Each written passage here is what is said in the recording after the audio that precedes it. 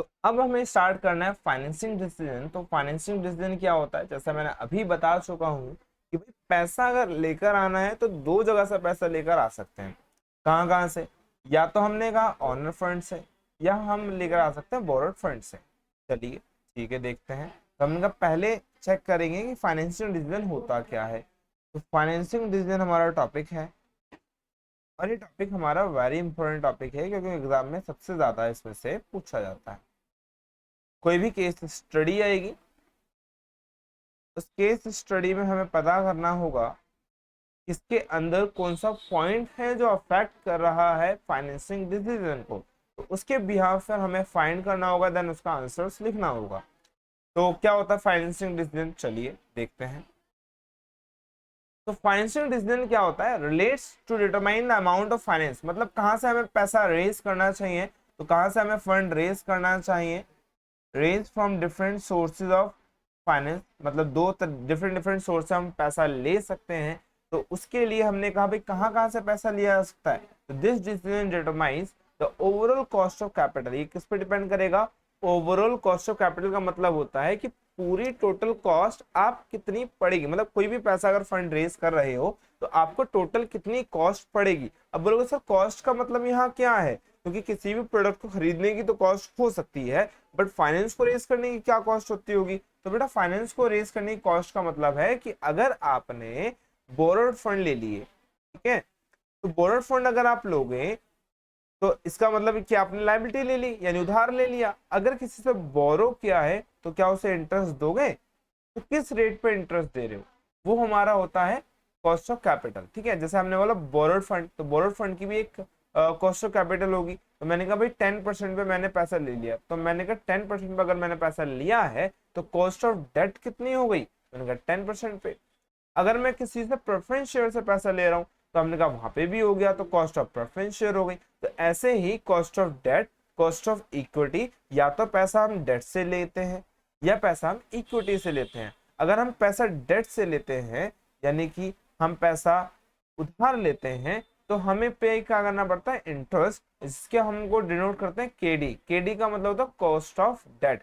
ऐसे ही अगर हम पैसा इक्विटी से ले रहे हैं तो उसको हम बोलते हैं इक्विटी, और इक्विटी को बोलते हैं केई, जो डिनोट करते हैं कॉस्ट ऑफ इक्विटी। मतलब इक्विटी से पैसा लेने में क्या कॉस्ट पड़ रही है, डेट से पैसा लेने में क्या कॉस्ट पड़ रही है, और दोनों को मिलाकर बन जाता है केओ, मतलब cost of overall, cost of overall या ओवरऑल कॉस्ट ऑफ कैपिटल। मतलब टोटल खर्चा कितना आएगा ये किस पर डिपेंड करेगा? ओवरऑल कॉस्ट ऑफ कैपिटल पर। And financial risk of the enterprise, ये हमें क्वेश्चन में पता करना है।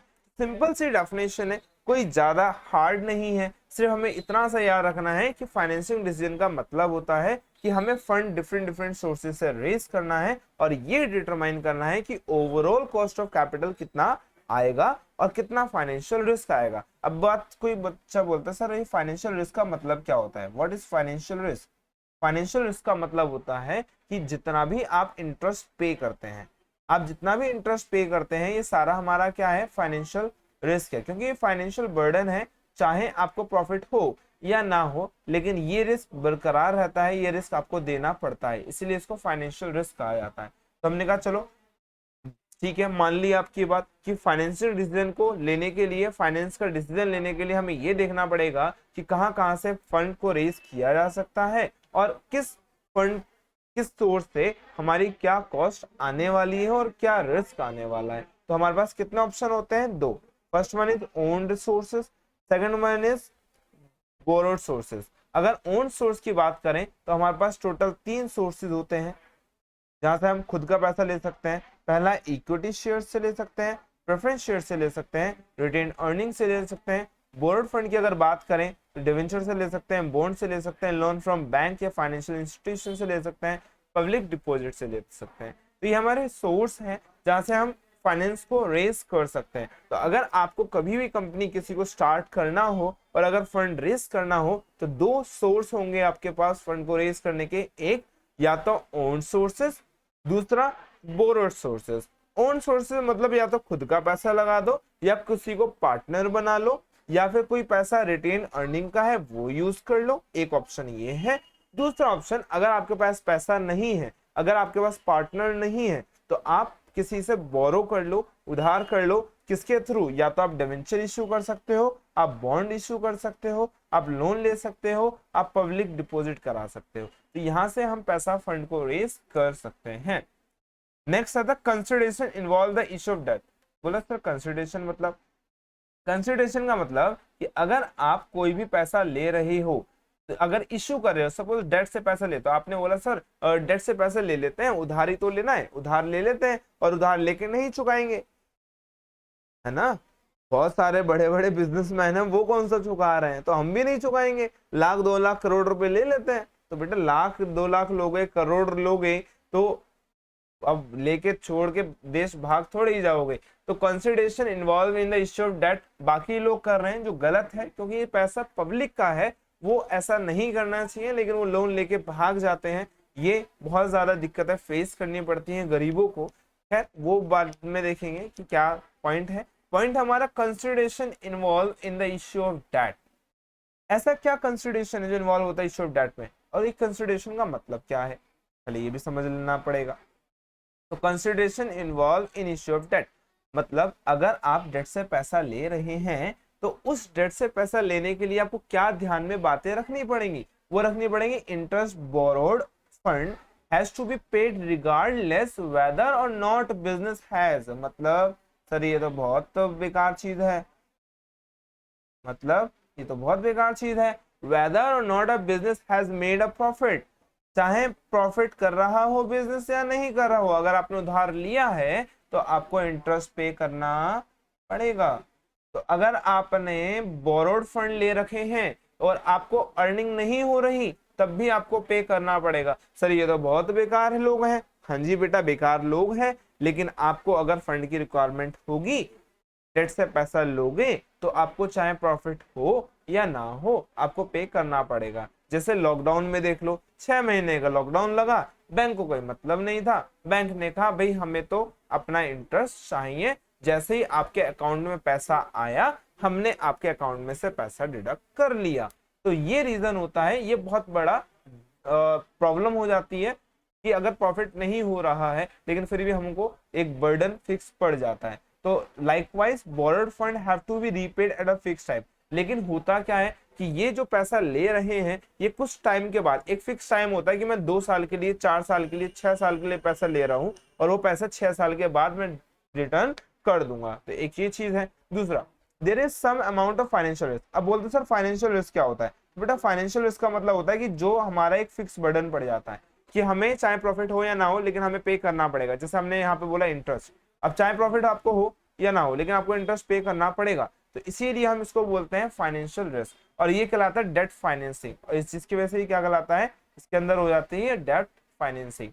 डेट फाइनेंसिंग मतलब अगर आपका फाइनेंशियल रिस्क ज्यादा है, मतलब आपने ऑलरेडी लोन ज्यादा ले रखा है, आपके पास फाइनेंशियल फिक्स बर्डन बहुत ज्यादा है, और उस केस में अगर आप और फिक्स बर्डन ले लोगे तो वो कोई फायदा नहीं होगा। आपका बिजनेस के खर्चे बहुत ज्यादा बढ़ जाएंगे, और आपके बिजनेस में 2 तरीके के रिस्क ऑलरेडी होते हैं। एक हमारा ऑपरेटिंग रिस्क, यानी बिजनेस को ऑपरेट करने के लिए जैसे रेंट हो गया, सैलरी हो गई, है ना, ये सारे खर्चे भी होते हैं, तो ये ऑपरेटिंग रिस्क होते हैं, ये ऑलरेडी होते हैं हर बिजनेस में।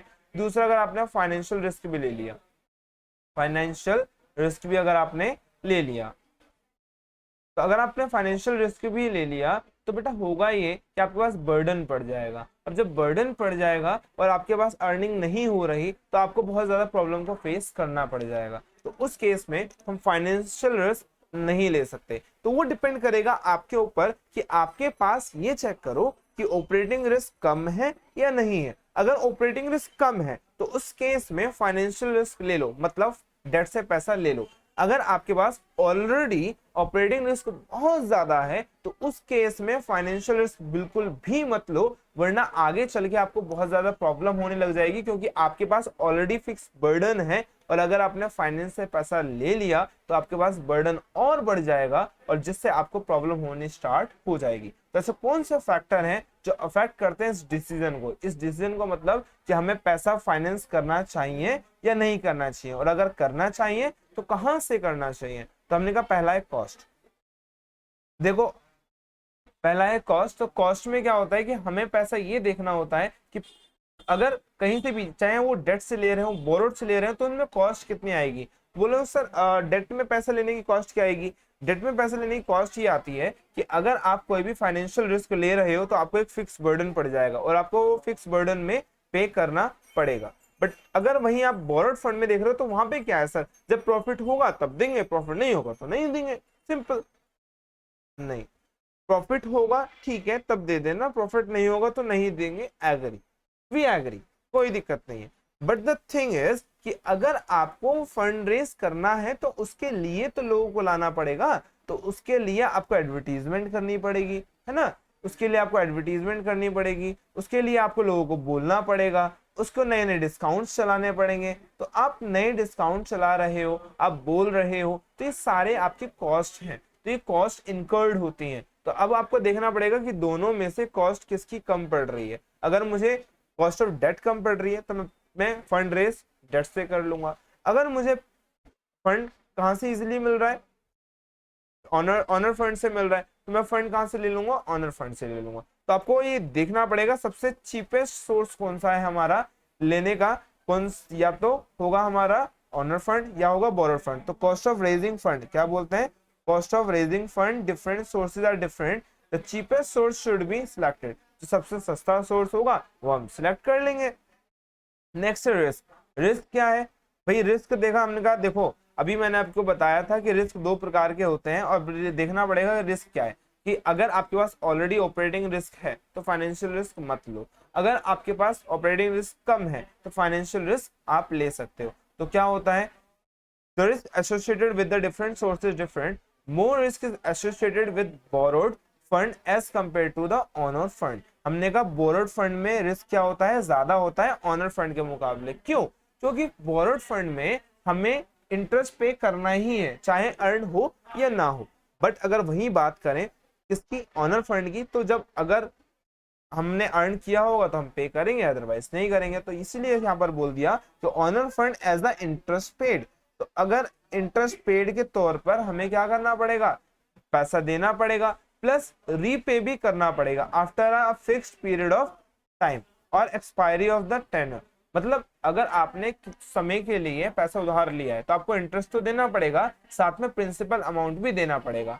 बट बोरोड फंड में ऐसा कुछ भी नहीं होता, अगर आपने एक बार पैसा ले लिया तो आपको वो पैसा वापस करने की जरूरत नहीं होती। नेक्स्ट हमारा फ्लोटेशन कॉस्ट। अब बात आती है सर फ्लोटेशन कॉस्ट होता है क्या है, व्हाट इज फ्लोटेशन कॉस्ट।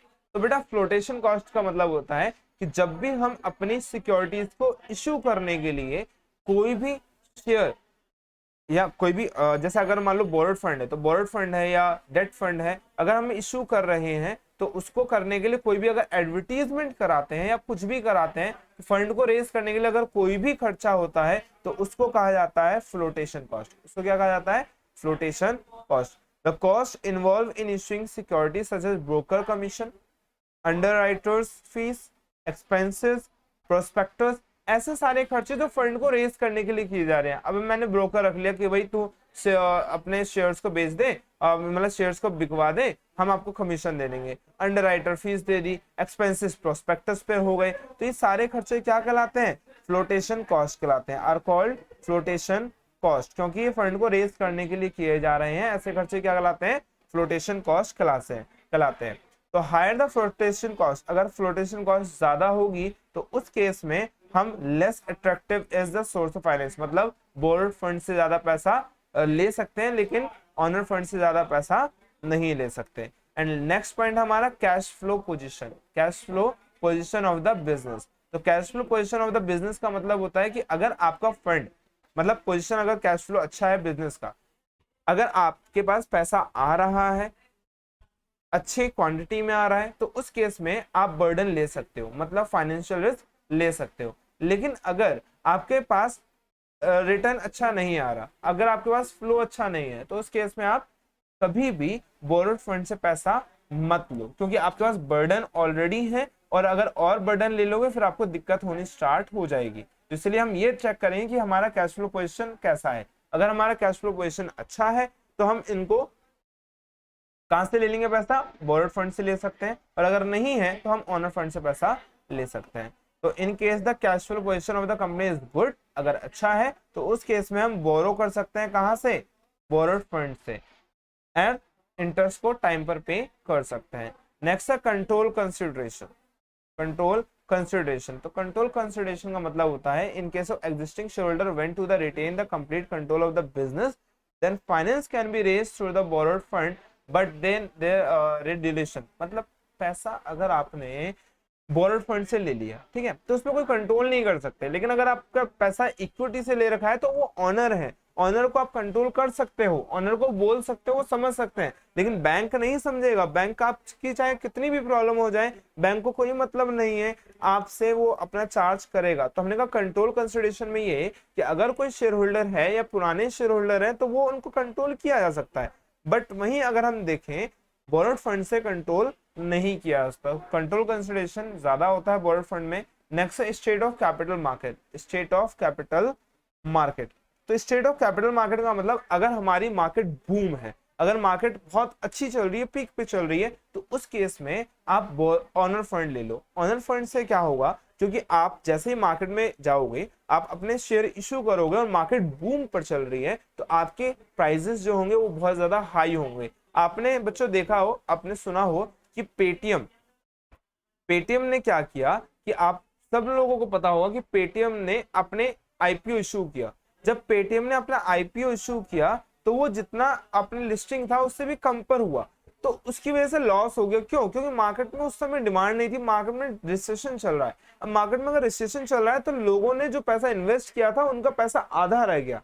मतलब अगर किसी ने 1 लाख रुपए इन्वेस्ट कर दिए थे बैंक में, पेटीएम बैंक में या पेटीएम में, तो उसके सिर्फ 50,000, मतलब आधे पैसा उनका खराब हो गया, बेकार हो गया, लॉस हो गया। तो किसकी वजह से? कैपिटल मार्केट को देखना पड़ेगा कि आपका मार्केट कैसे चल रहा है। अगर बूम है तो पैसा ले लो बोरोड ऑनर फंड से, और अगर मार्केट में रिसेशन चल रहा है तो उस समय कोई फायदा नहीं है, आपको किस शेयर की वैल्यू मिलेगी नहीं, जितना आप डिमांड करोगे वो मिलेगी नहीं। तो उससे अच्छा ऑप्शन ये है कि आप कहाँ पे ले सकते हो, बोरोड फंड से पैसा ले सकते हो। तो हमने कहा कि भाई ड्यूरिंग द बूम, अगर बूम कंडीशन की बात करें तो finance can be easily raised by the issuing shares, but during the depression period raising finance by means debt is easy. तो उस केस में डेट से पैसा लेना बहुत ज्यादा इजी हो जाता है। एंड लास्ट पॉइंट है हमारा period of finance. Period of finance की अगर बात करें तो पीरियड ऑफ फाइनेंस क्या होता है? तो पीरियड ऑफ फाइनेंस का मतलब होता है for permanent capital requirement.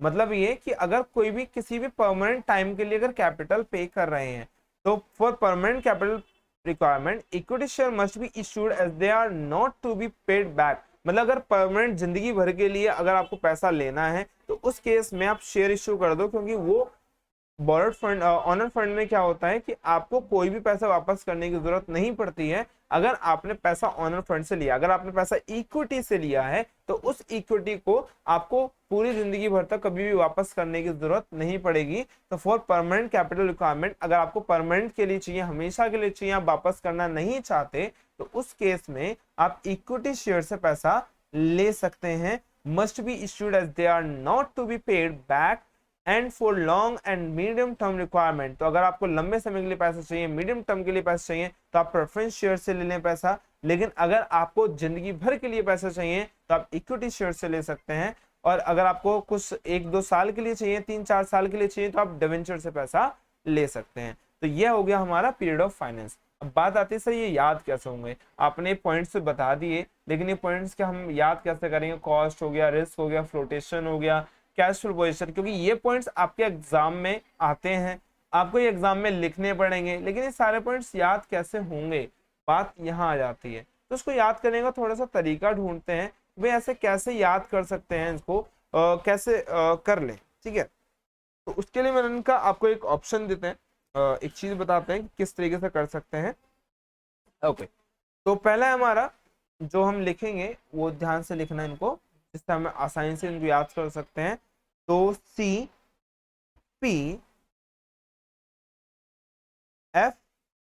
SRCC, मतलब सर ये क्या लिखवा दिया? ये लिखवा दिया CP। मतलब अगर आप क्रिस्टल पाठशाला ज्वाइन करते हो तो फ्यूचर में SRCC में एडमिशन लेने से आपको कोई भी नहीं रोक सकता, क्योंकि उस तरीके की प्रिपरेशन यहाँ कराई जाती है। तो क्रिस्टल पाठशाला में अगर आपको फ्यूचर में एसआरसीसी में एडमिशन चाहिए तो आपको एडमिशन ले सकते हैं। तो यहां से पॉइंट्स कैसे निकलेंगे, क्योंकि यहां से सारे पॉइंट्स याद हो जाएंगे आपको। कैसे, हमने कहा सर देखो व्हाट इज सी, सी का मतलब कॉस्ट, पी, पी का मतलब हमारा क्या होता है, पी का मतलब हमारा होता है पीरियड ऑफ फाइनेंस। चलिए ठीक है सर। फिर एस, एस का मतलब क्या होता है, एफ, एफ का मतलब क्या होता है फ्लोटेशन कॉस्ट। एस का मतलब क्या होता है, चलो एस का मतलब देखते हैं। एस का मतलब होता है state of capital market. R, R का मतलब क्या होता है, आर का मतलब होता है हमारा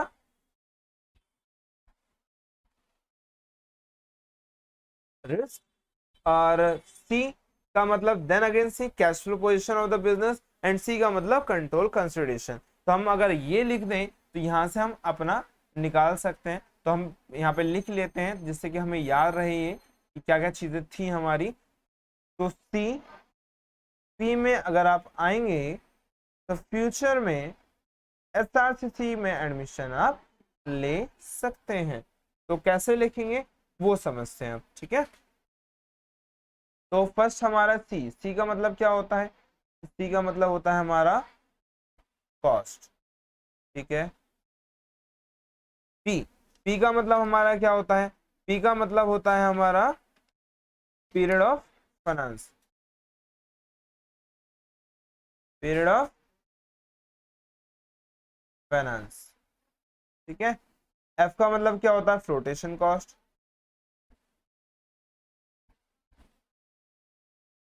एस का मतलब क्या होता है, हमने कहा सर एस का मतलब होता है state of capital market, state of capital market. Sir R का मतलब क्या होता है, आर का मतलब होता है रिस्क। सर सी का मतलब क्या होता है, सी का मतलब होता है cash flow position, cash flow position. और लास्ट सी का मतलब हमारा हो गया कंट्रोल कंसिडरेशन। तो अब आपको ये सारे पॉइंट्स याद हो जाएंगे।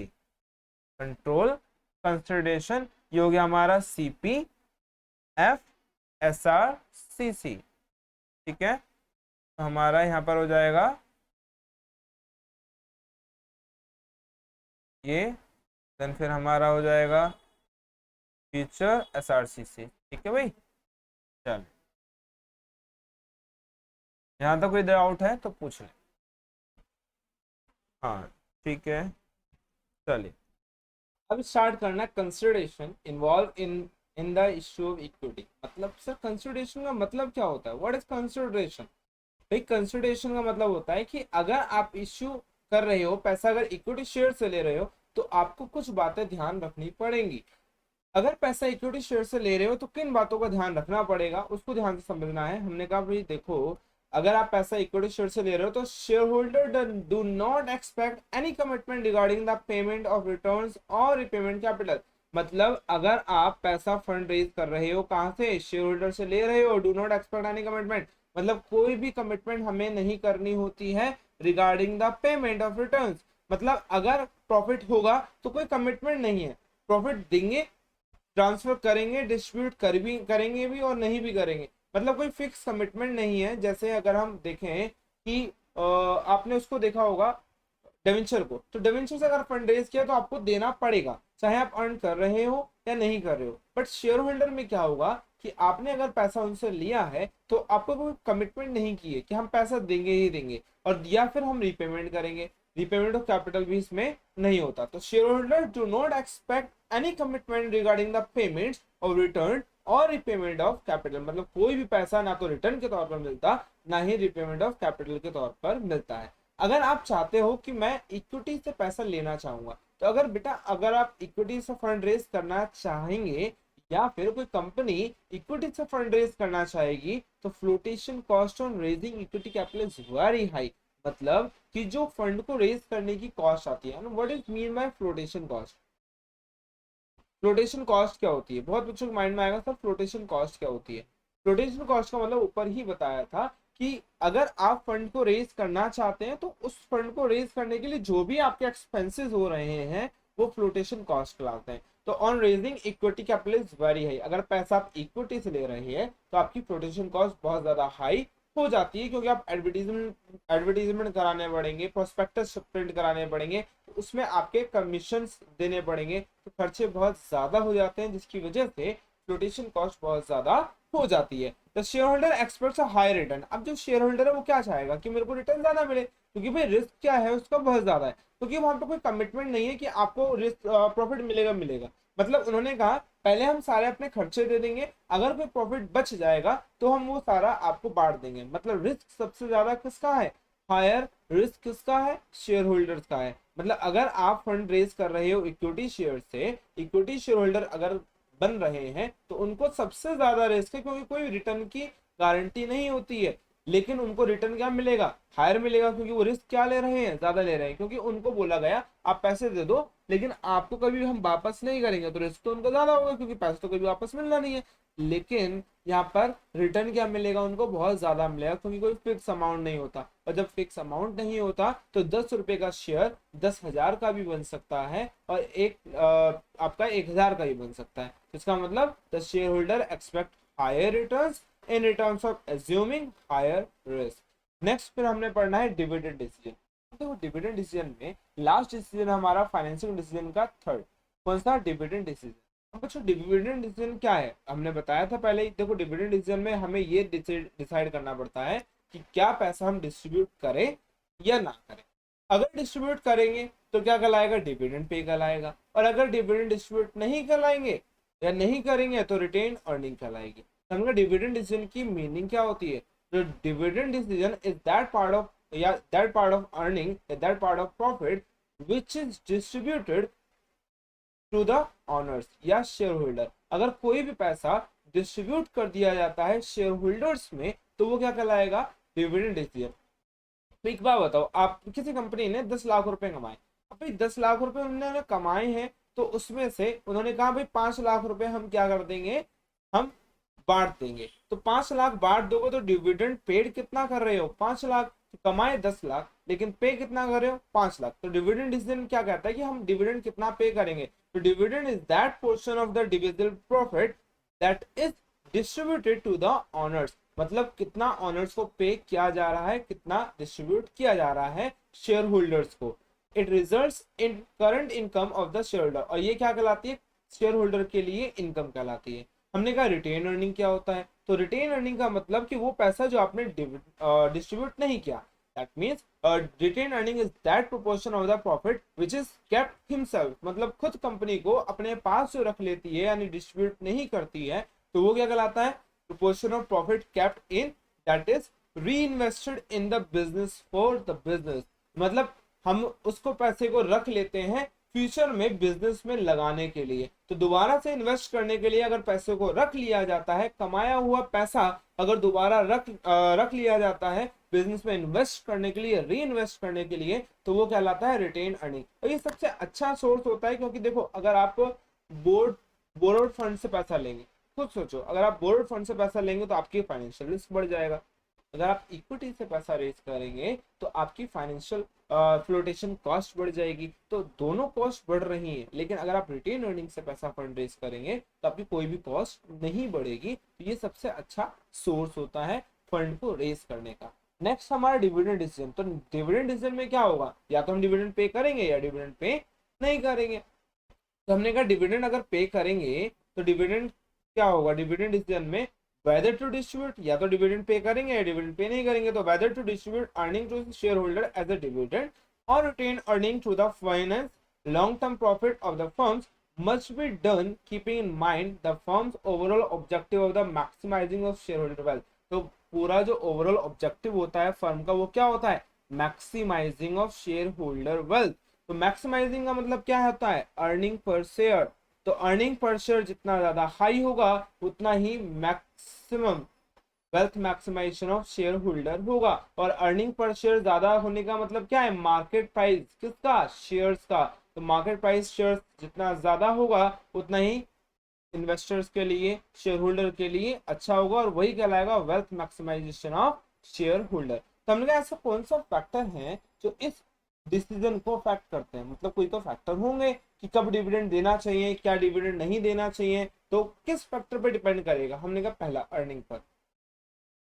अगर आपकी अर्निंग बहुत ज्यादा हो रही है, अगर आपकी अर्निंग बहुत बढ़िया हो रही है, तो उस केस में आपको क्या कर देना चाहिए? डिविडेंड पे कर देना चाहिए। तो company having the high and stable earnings could declare high rate of dividend. अगर अर्निंग ज्यादा है, स्टेबिलिटी है अर्निंग में, तो आपको डिविडेंड पे कर देना चाहिए। अदरवाइज अगर अर्निंग कम है तो डिविडेंड पे नहीं करना चाहिए। नेक्स्ट है stability of dividend. Stability of dividend मतलब अगर आप कंपनी का स्टेबल है, कंपनी पे करने में डिविडेंड स्टेबल है, तो वो क्या कर सकती है? चाहे प्रॉफिट हो या ना हो, लेकिन वो डिविडेंड पे कर सकती है। तो company generally follow the policy of stable dividend.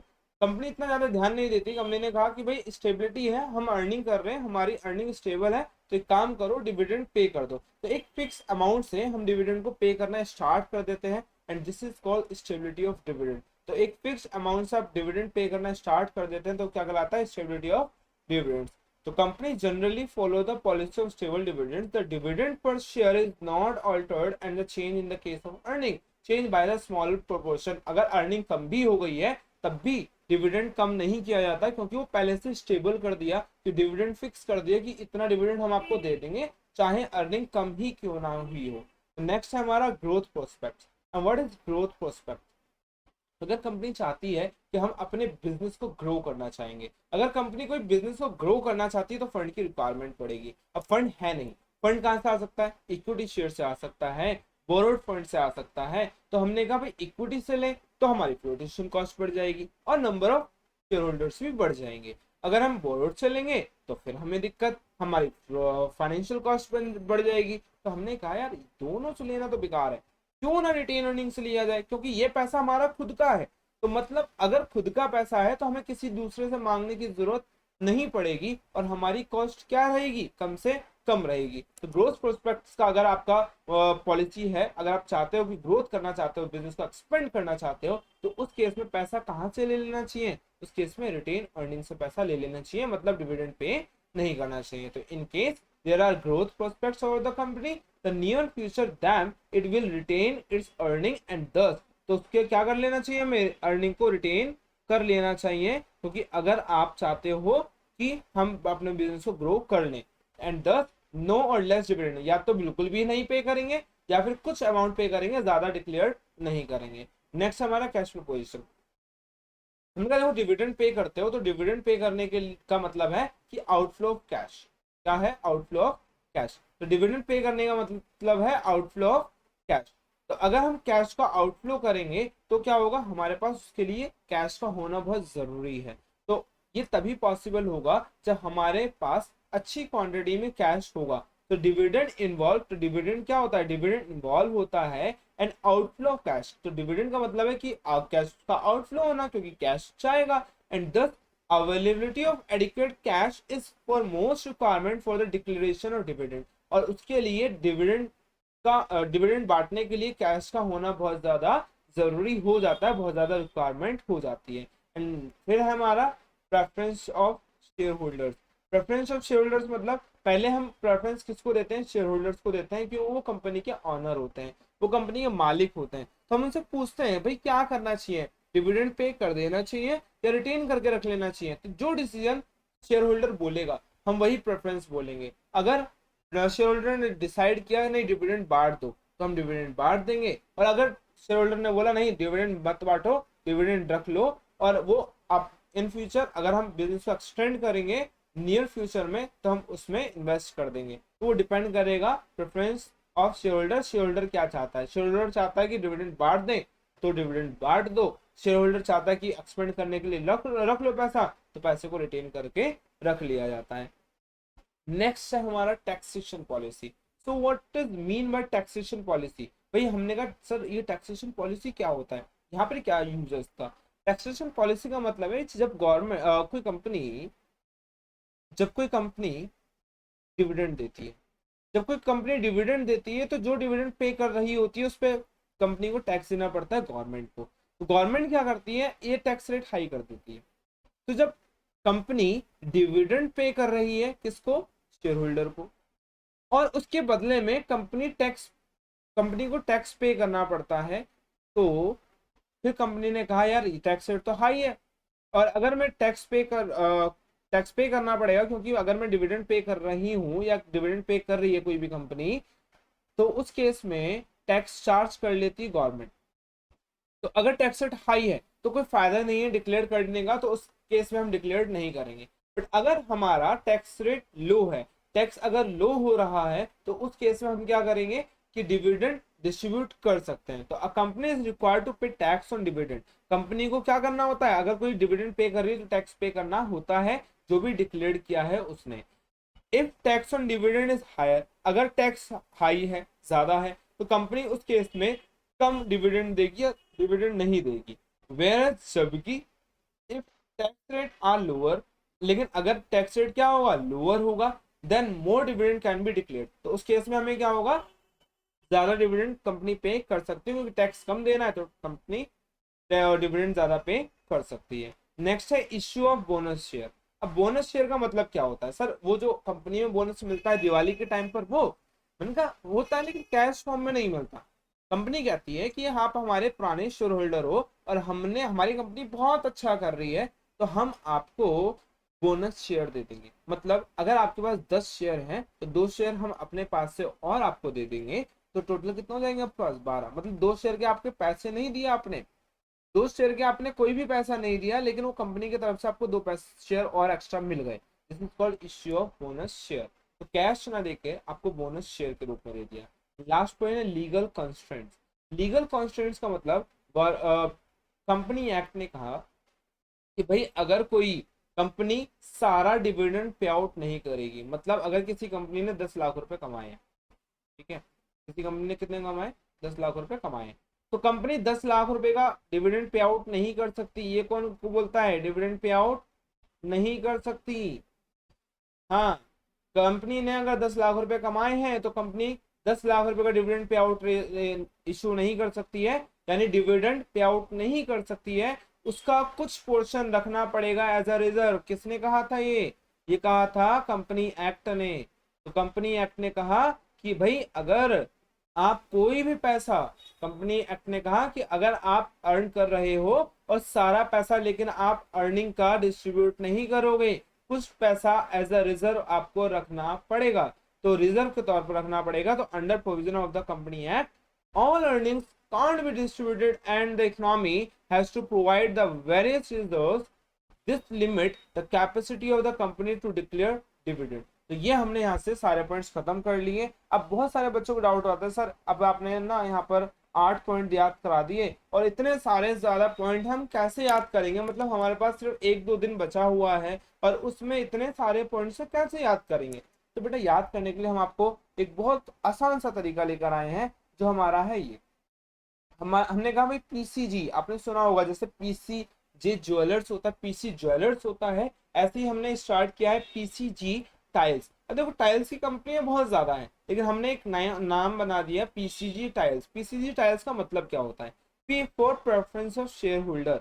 क्या प्रेफरेंस है किसकी, शेयर होल्डर की। दूसरा है C cash flow position, G growth prospects, T taxation policy, I issue of bonus share, L legal constants, E earnings, S stability of dividend. तो PCG tiles से हमारे सारे पॉइंट्स याद हो गए। मतलब अगर हमें पीसीजी टाइल्स अगर याद है तो वहां से हम सारे पॉइंट्स लिख सकते हैं। तो हमारा पहला पॉइंट हो गया प्रेफरेंस ऑफ शेयर होल्डर, दूसरा हो गया कैश फ्लो पोजिशन, तीसरा हो गया ग्रोथ प्रोस्पेक्ट, चौथा हो गया taxation policy, next issue of bonus share, legal constants, earning, stability of dividend. तो ये सारे पॉइंट्स आप इसके ऐसे याद कर सकते हो। यहाँ तक कोई दिक्कत है बच्चों तो बताओ, यहाँ तो कोई डाउट है तो पूछ लो।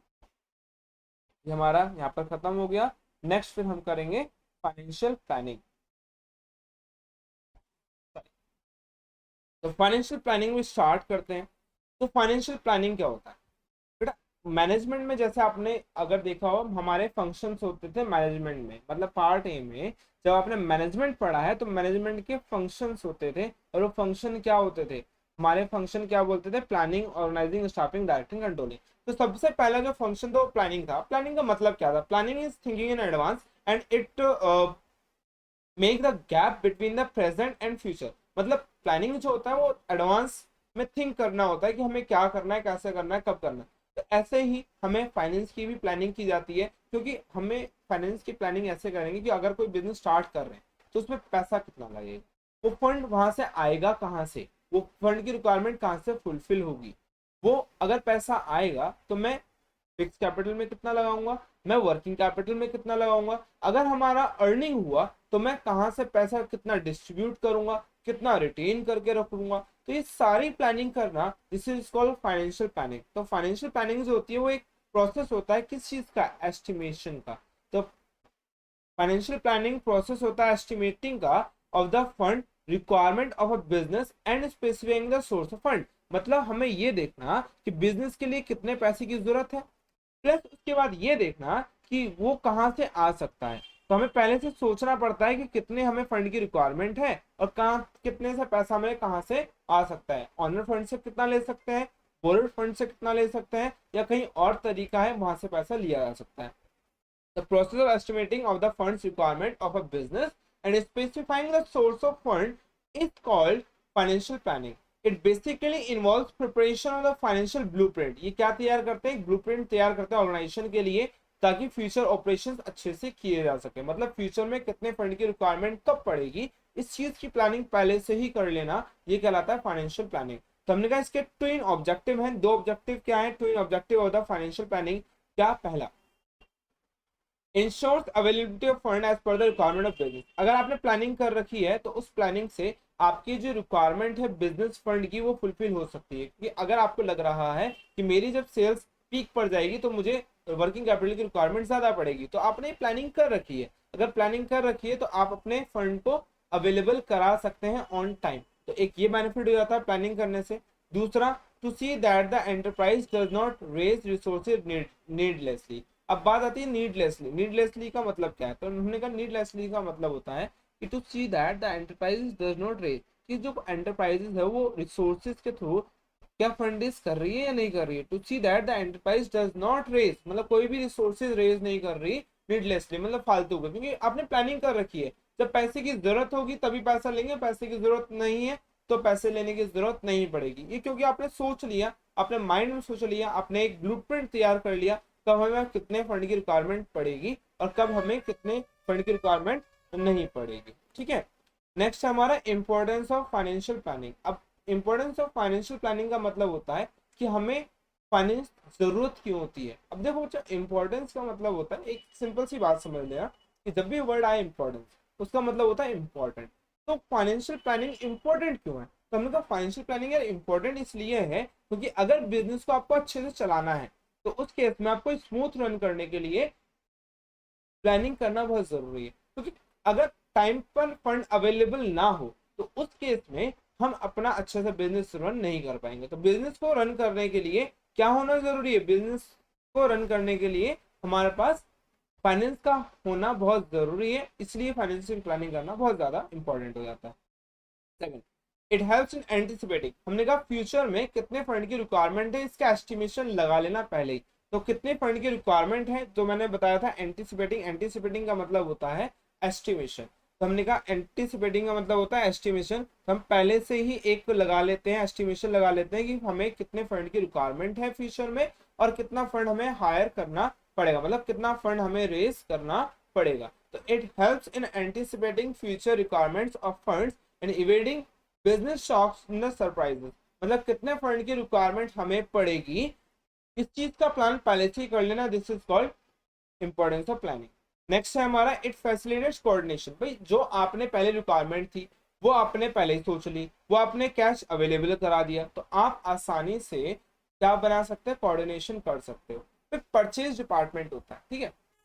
परचेज डिपार्टमेंट का काम होता है रॉ मटेरियल को परचेज करना, और वो किसको देते हैं ना, प्रोडक्शन डिपार्टमेंट को। तो भाई प्रोडक्शन डिपार्टमेंट के पास रॉ मटेरियल तभी जाएगा जब परचेज डिपार्टमेंट के पास फंड होगा। तो फंड अगर अवेलेबल टाइम पर हुआ तो रॉ मटेरियल परचेज कर लिया जाएगा परचेज डिपार्टमेंट के द्वारा और वो चले जाएगा हमारा प्रोडक्शन डिपार्टमेंट के पास। तो कोऑर्डिनेशन आसानी से बन जाता है अगर आप प्लानिंग करके चल रहे हैं तो। एंड नेक्स्ट हमारा इट इंक्रीज एफिशिएंसी। अब जो चीजें प्लानिंग कर रखी है तो प्लानिंग रिड्यूस कर देता है वेस्टेज ऑफ रिसोर्सेज को या वेस्टेज ऑफ फंड्स को, डिप्लीकेशन ऑफ एफर्ट्स को, और जो भी गैप्स आते हैं प्लानिंग में उन सब को रिड्यूस कर देता है। तो प्लानिंग करने में इतना बेनिफिट होता है कि जो भी हम प्लानिंग करते हैं तो हमारा जो भी वेस्टेज होता है फंड का, डुप्लीकेशन ऑफ एफर्ट्स होते हैं, ये सारे रिड्यूस हो जाते हैं और जिसकी वजह से हमारी एफिशिएंसी जो होती है वो बढ़ जाती है। नेक्स्ट है it helps to establish a link. ये एक लिंक बना देता है प्रेजेंट का और फ्यूचर का, क्योंकि आज मैंने अगर सोचा कि मुझे 10 लाख रुपए की जरूरत है, but at the same time last में जब मुझे रिक्वायरमेंट थी तो मुझे सिर्फ 8 लाख रुपीज मिले, तो मैंने कहा मैंने स्टैंडर्ड बनाया था 10 लाख रुपए का, लेकिन मुझे मिले कितने, 8 लाख, मतलब 2 लाख नहीं मिले। तो ये क्या बना देता है, मुझे लिंक स्टैब्लिश कर देता है प्रेजेंट का फ्यूचर से, कि प्रेजेंट का फ्यूचर से क्या लिंक होगा, अभी कितना है, एस्टिमेशन कितना है और मुझे कितना मिल सकता है। एंड नेक्स्ट है हमारा it provides a continuous link. ये प्रोवाइड करता है continuous link between investment and financial decision, कि इन्वेस्टमेंट कितना हमें करना है एक वो, दूसरा फाइनेंसिंग डिसीजन। तो एक लिंक बना देता है कि भाई कितना हमें इन्वेस्टमेंट करना होगा, कितना हमें फाइनेंसिंग डिसीजन करना होगा। मैंने सोचा भाई मैं 10 लाख रुपए ले लेता हूँ, अब फंड रेज कर दिया, सोचा है, दैट मीन्स प्लानिंग कर लिया, क्योंकि प्लानिंग का मतलब होता है कोई भी चीज सोच लेना। तो अगर मैंने सोचा मैं 10 लाख रुपए लेकर इन्वेस्ट करूंगा, तो मैंने सोचा एंड देन इन्वेस्ट कर दिया, तो एक लिंक बन गया सोचने में, फाइनेंस को रेज करने में और उसको इन्वेस्ट करने में। तो it provides a continuous link, ये कंटीन्यूअसली लिंक बनाने के लिए रहता है इन्वेस्टमेंट का और फाइनेंसिंग डिसीजन का। लास्ट पॉइंट हमारा ये इजी बनाता है परफॉर्मेंस ताकि इवैल्यूएशन। अब मैंने कहा भाई मैंने एक एस्टिमेशन बनाया था कि मैं 10 लाख रुपए फंड रेज कर लूंगा, अब 10 लाख रुपए फंड रेज कर लूंगा, लेकिन हुआ क्या कि मैंने जब एक्चुअल में मेजर किया तो मेरे पास सिर्फ 8 लाख रुपए आए थे, यानी 8 लाख रुपए सिर्फ मैंने फंड रेज कर पाया था, मतलब 2 लाख नहीं कर पाया। तो मैंने एक स्टैंडर्ड बना दिया था कि 10 लाख रुपए मुझे फंड रेज करना है, बट कर कितने पाया, 8 लाख रुपए कर पाया। इसका मतलब कि मैं 2 लाख कम कर पाया। तो मैं वहां पे रीजन देख सकता हूँ कि भाई क्या रीजन रहे जिसकी वजह से मैं जितना मेरा स्टैंडर्ड था वो मैं अचीव नहीं कर पाया। एक रीजन ये हो सकता है कि वहां पर उस समय रिसेशन चल रहा हो, फंड नहीं हो पाया। दूसरा रीजन ये हो सकता है कि भाई स्टैंडर्ड ही मैंने गलत बनाया हो, मतलब मैंने कहा पॉसिबल ही नहीं था 10 लाख रुपए फंड को रेज करना, बट क्योंकि मैंने गलत स्टैंडर्ड बना दिया जो कभी अचीव नहीं हो सकता। तो it facilitates easy performance as evaluation standards are set in clear specific and measurable terms, मतलब आसानी से हम मेजर कर सकते हैं, आसानी से हम बना सकते हैं, और इसलिए आसानी से हम इसको परफॉर्मेंस बेटर जान सकते हैं कि क्या परफॉर्मेंस है अगर हमने फाइनेंशियल प्लानिंग कर रखी है। मतलब अगर हमने फाइनेंस की प्लानिंग करके चल रहे हैं तो सही तरीके से हम उस फंड को एफिशिएंसी के साथ इन्वेस्ट कर सकते हैं और उनकी जो वेस्टेज है उस वेस्टेज को कम कर सकते हैं। तो ये हो गया हमारा फाइनेंशियल प्लानिंग और उसके इंपॉर्टेंस। नेक्स्ट टॉपिक फिर अब स्टार्ट करेंगे कैपिटल स्ट्रक्चर। ठीक है बच्चों, यहाँ तो कोई डाउट हो तो आप पूछ लें।